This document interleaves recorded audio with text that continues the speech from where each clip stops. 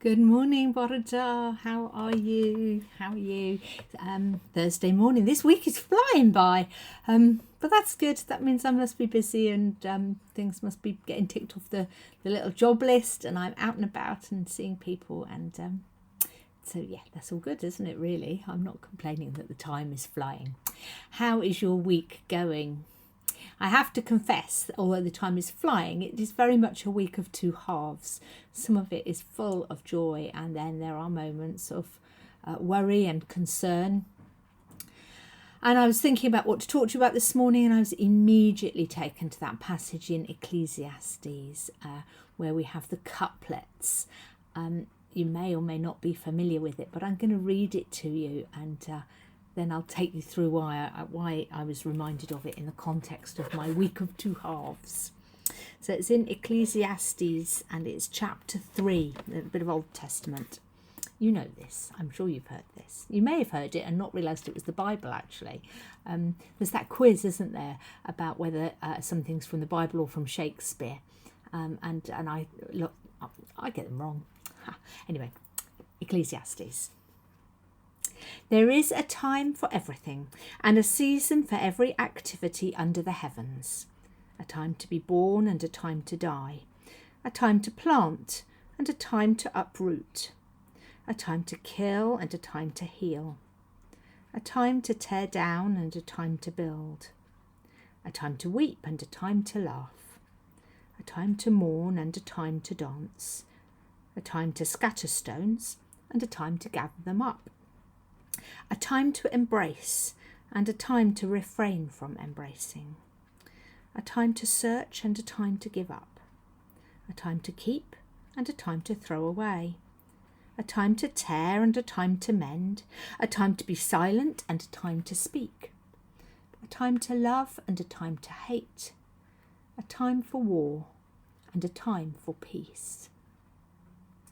And the rest of the chapter goes on to say that these are God's gifts to us, and that he knows the beginnings and the ends, and that he wants us to be happy, and that they are given with love.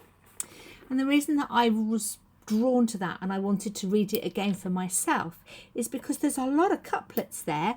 About 15. And when I look at the ones that are echoing for me at the moment, they're not all negative and they're not all positive. And it made me just realise that sometimes when everything is going really badly, it's worth us having a method of checking in to see, is everything really this bad, or is it that they're only the bits we can see at the moment? Are there other bits in our life that we can be thankful for and grateful for, and that we have that offer us some hope?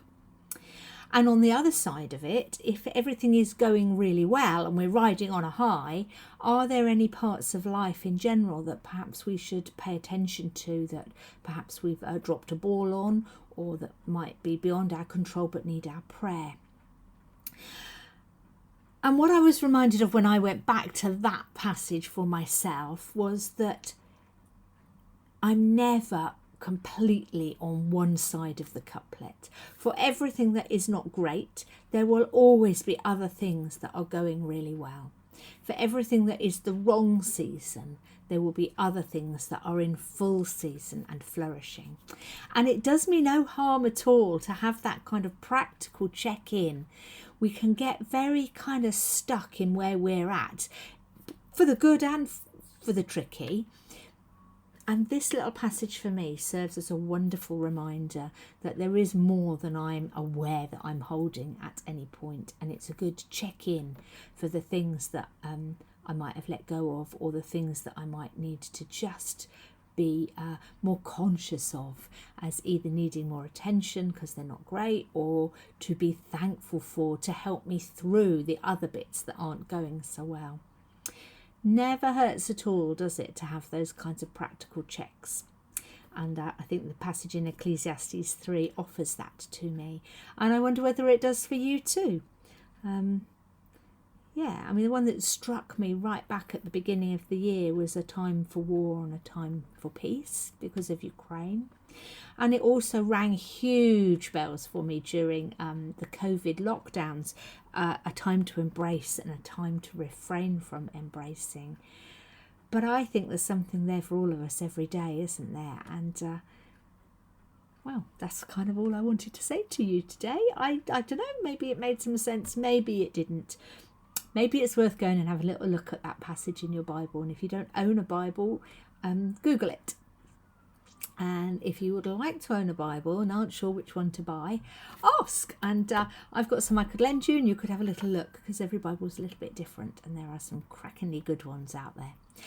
I think that's enough for today, don't you? I hope you have a good Thursday, and I shall see some of you, and I shall be in touch with as many of you as care to be in touch with me. I hope you have a great day. Lots of love and God bless. Bye bye.